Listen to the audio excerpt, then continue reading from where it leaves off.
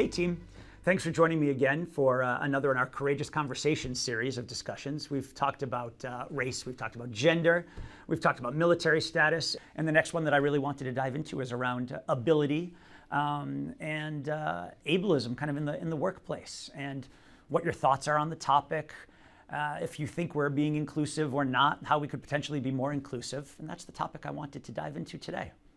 How's it sound? Sounds good. Yeah, the past conversations have gone, I think, pretty well. And I think sometimes when we start these, you can be worried about saying the wrong thing or doing the wrong thing. And I think the more comfortable we get talking, that fear goes away, that worry goes away. So thanks for partnering with me on this one.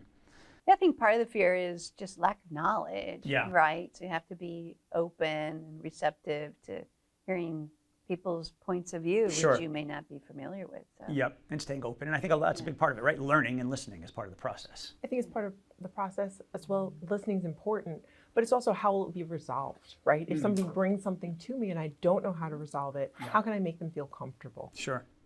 Well, let's talk about it. So any observations around ableism or ability, or observations in the company, things you've seen or ways you've seen things handled that you think are good or in need of improvement? Well, I think the observations are somewhat limited, right? And some are very apparent while others are not so much. And, Sure. And how do we ensure that we're addressing all of the opportunities? Yeah. Yeah, and to Melissa's point, I do think some are more overt, but you also don't want to jump to a conclusion, right? So creating an environment where people are open to discussing their diverse abilities and also being an advocate for themselves in that environment is something that I'm trying to do on my team. Sure. Yeah, I think and that's a big part of the courageous conversations that we're having overall, right? Creating an environment where conversations become less difficult, less challenging, and creating that environment where people feel comfortable bringing items up proactively. So yeah, as we think about ability, right? Again, some are more visibly understood or observed, and some are more mental.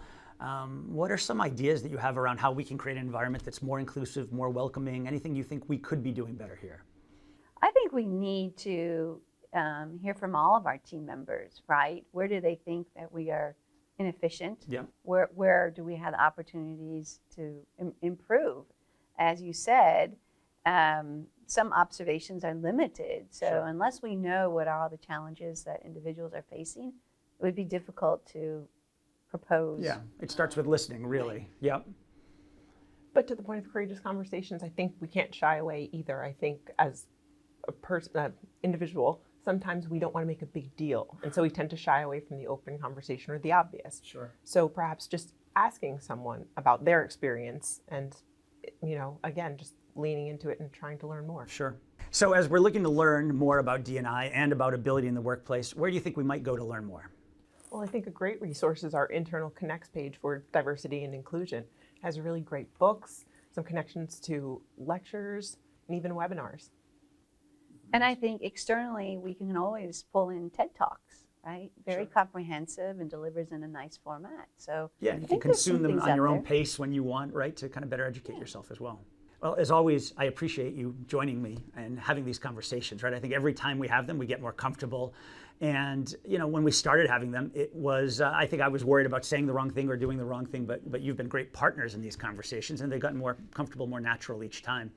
And I expect that that'll be true for everybody. And I think the next step is have these conversations with your teams to empower them to have further conversations, right? And that's how we build a culture of inclusivity and everybody really feeling valued and welcome here. So thank you for your partnership. Of course. Absolutely.